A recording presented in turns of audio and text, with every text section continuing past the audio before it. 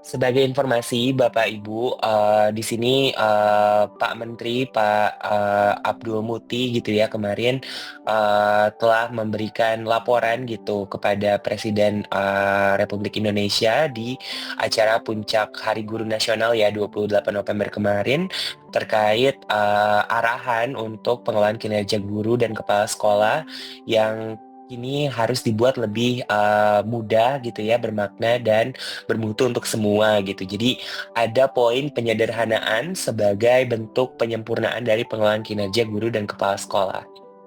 Nah, arahan tersebut telah diejawantahkan gitu ya kepada rilisnya pembaruan pengelolaan kinerja pada implementasi tahun 2025.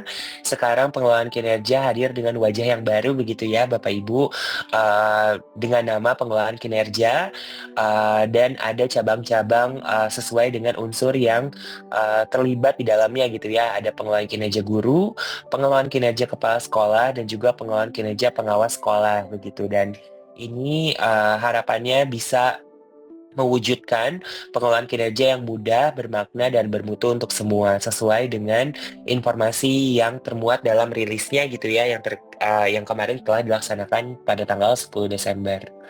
Dari pembaruan pengelolaan kinerja untuk implementasi di tahun depan gitu ya Bapak Ibu yang tinggal beberapa minggu lagi, ini ada dalam bentuk penyempurnaan tiga hal gitu ya. Yang pertama, pengelolaan kinerja akhirnya tidak lagi berbasis semester atau berbasis 6 bulan gitu ya, di mana satu tahun pegawai harus membuat 2 SKP gitu ya, tapi sekarang disederhanakan gitu menjadi satu tahun saja gitu ya Bapak Ibu. Kemudian yang kedua, tidak perlu lagi mengunggah dokumen ke dalam sistem yang mungkin sebelumnya banyak dokumen yang harus diunggah ya. Dokumen dokumen akuntabilitas seperti kurikulum, kemudian laporan satuan pendidikan, kemudian ada juga dokumen bukti dukung untuk pengembangan kompetensi dan lain-lain. Sekarang tidak perlu lagi diunggah gitu ya Bapak Ibu. Jadi tidak ada pengunggahan dokumen sama sekali. Dan yang ketiga, ini tidak lagi berbasis poin untuk pengembangan kompetensinya ya Bapak Ibu, karena sekarang fokusnya pengembangan kompetensi lebih ke arah kebermanfaatan dari pelaksanaan kegiatan pengembangan kompetensi terhadap kinerja pegawai. Harapannya gitu ya, sistem juga semakin praktis sehingga Bapak Ibu juga bisa lebih mudah gitu dalam bertransisi menggunakan pengelolaan kinerja dengan skema yang baru. Nah, izin mungkin ini saya berikan detailnya sedikit gitu ya Bapak Ibu, apa yang bisa diharapkan gitu ya, apa yang bisa kita dapatkan dari pengelolaan kinerja yang baru per 1 Januari 2025 nanti. Terkait pelaksanaan yang kini menjadi 1 tahun, Bapak Ibu, ini tandanya penyusunan SKP oleh pegawai dan penyepakatan SKP oleh atasan hanya dilakukan 1 kali dalam setahun dan tidak lagi berbasis semester. Kemudian tidak ada perubahan ya dalam kaitannya dengan siklus peningkatan kinerja. Jadi siklus peningkatan kinerja ini masih sama. Ada observasi, ada diskusi tindak lanjut, upaya tindak lanjut, dan refleksi. Itu tidak ada yang berubah ya Bapak Ibu. Perbedaannya, keseluruhan siklus tersebut kini hanya dilakukan dalam 1 kali setahun gitu. Jadi yang di tahun 2024 mungkin guru diobservasi 2 kali gitu ya, karena berdasarkan periodenya kini hanya dilaksanakan 1 kali gitu ya di tahun depan. Dan yang ketiga, dalam konteks penilaian secara periodik gitu ya, bulanan atau triwulan sesuai dengan um, arahan gitu ya atau kebijakan dari daerah masing-masing ini bisa dilakukan gitu ya. Jadi ada penilaian progresifnya juga gitu selama 1 tahun berjalan ya gitu. Dikembalikan kepada kebijakan di daerah, namun tidak ada lagi penilaian periode semester gitu ya. Jadi kalau kemarin di dalam sistem kita ada penilaian semester periode 1 dan 2, kini tidak ada lagi. Jadi di dalam sistem nanti penilaiannya hanya langsung penilaian akhir saja di bulan Desember tahun berjalan atau di tahun 2025 ya Bapak Ibu, di akhir tahun anggaran. Nah, bagaimana dengan poin nomor 2? Ini adalah penyempurnaan terkait unggah dokumen gitu ya. Jadi tidak ada lagi dokumen yang diunggah. Di sini pegawai dan atasan tidak perlu lagi mengunggah dokumen apapun gitu ya Bapak Ibu ke dalam sistem. Entah itu RPP, bukti dukung pengembangan kompetensi, rekap kehadiran guru, dan lain-lain. Nah, kalau nggak diupload, terus gimana Mas Tian? Nggak diunggah gimana? Jadi nggak ketahuan dong buktinya gitu ya. Mungkin ada yang khawatir, tapi tetap ya dokumen-dokumen tersebut adalah dokumen yang memang harus dimiliki oleh satuan pendidikan gitu kan ya Bapak Ibu. Jadi esensinya di sini karena satuan pendidikan adalah pengelola dokumennya, jadi tidak perlu diupload lagi, tidak perlu diunggah lagi. Atasan hanya perlu mengkonfirmasi bahwa dokumennya sudah tersedia gitu ya dan sudah dicek sebagai bentuk akuntabilitasnya. Dan dalam konteks pengembangan kompetensi, alih-alih membuktikan ketuntasan pembelajaran dengan bukti seperti sertifikat yang harus diunggah juga ke dalam sistem, kini pegawai membuktikan hasil belajarnya melalui refleksi ketuntasan gitu ya. Jadi di akhir tahap pelaksanaan, kelak pegawai hanya perlu mengisi refleksinya gitu ya. Selama 1 tahun sudah mengikuti kegiatan apa, untuk buktinya itu tidak perlu lagi diunggah ke dalam sistem gitu ya. Dan memang pegawai hanya perlu mengkonfirmasi gitu ya ketuntasannya ke atasan langsung gitu. Jadi tidak perlu semuanya diunggah ke dalam sistem.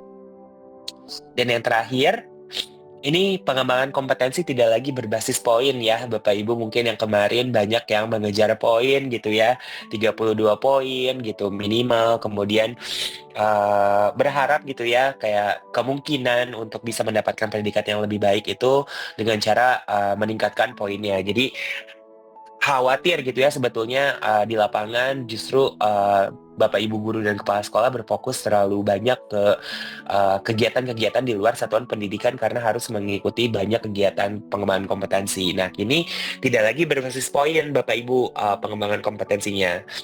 Eh, di sini, pegawai dan atasan cukup fokus menentukan indikator kompetensi yang perlu ditingkatkan selama 1 tahun. Jadi kalau misalnya di tahun 2024, sistem dengan rinci gitu ya, mengunci kegiatannya apa saja gitu ya. Kemudian per masing-masing kegiatan poinnya berapa gitu. Nah, ini adalah hal yang diiterasikan. Kini Bapak Ibu guru cukup fokus saja memilih satu indikator gitu ya, kompetensi yang akan difokuskan dalam 1 tahun. Dan pilihan indikator kompetensi ini semuanya mengacu pada model kompetensi guru, kepala sekolah, dan pengawas sekolah yang memang sudah ada gitu ya, berlandaskan pada peraturan masing-masing. Kegiatan yang perlu dilaksanakan untuk mengembangkan kompetensi ini dibebaskan kepada kesepakatan antara atasan dan pegawai gitu ya. Jadi jumlah, terus penyelenggaraannya siapa yang menyelenggarakan, penyelenggaraannya skala apa, itu tidak lagi diatur di dalam sistem, itu dikembalikan ke kesepakatan antara atasan dan pegawainya gitu. Kemudian, poin terakhir, pada akhir tahap pelaksanaan dan penilaian, pegawai menulis refleksi ketuntasan kegiatan dan dampaknya terhadap kinerja pegawai itu sendiri gitu ya. Jadi, sebagai bentuk kesimpulan dari hasil belajarnya, di sini hanya ada formulir singkat untuk diisi refleksinya gitu ya Bapak Ibu, apa yang sudah Bapak Ibu lakukan dan apa yang sudah dipelajari gitu dan bagaimana dampaknya terhadap kinerja Bapak Ibu gitu ya selama 1 tahun seperti itu. Dari adanya 3 iterasi ini diharapkan pengelolaan kinerja jadi jauh lebih mudah untuk dilaksanakan oleh Bapak Ibu guru dan kepala sekolah tanpa mengurangi gitu ya esensi dari fokus pada peserta didik dan pelaksanaan tugas pokoknya gitu ya Bapak Ibu dan jadi jauh lebih bermakna karena hal-hal yang dilakukan di dalam mekanisme pengelolaan kinerja adalah hal-hal esensial yang memang berfokusnya pada dampak peningkatan kualitas layanan pendidikannya gitu ya Bapak Ibu. Dan terakhir, ini bermutu untuk semua karena semua yang dilakukan gitu ya oleh Bapak Ibu guru kepala sekolah sebagai front runner gitu ya dari satuan pendidikan, penyelenggaraan pendidikan di sekolah itu akhirnya bisa dikembalikan lagi ke fokus peningkatan kualitas pembelajaran untuk peserta didik seperti itu. Ini adalah hal-hal yang diharapkan gitu ya bisa kita sama-sama capai gitu di pengelolaan kinerja yang baru di tahun 2025. Nah, untuk mempelajari Bapak Ibu informasi terkait pengelolaan kinerja guru dan kepala sekolah di tahun 2025, telah tersedia panduan baru dan informasi penting yang termuat di dalam uh, ID berikut gitu ya. Jadi ini adalah paket informasinya, silakan akses gitu Bapak Ibu, ini sudah dibuka untuk publik, di mana di dalamnya sudah ada juga panduan substansi dan panduan teknis yang baru gitu ya untuk pengelolaan kinerja guru, kepala sekolah, dan juga tidak lupa pengawas sekolah. Seperti itu.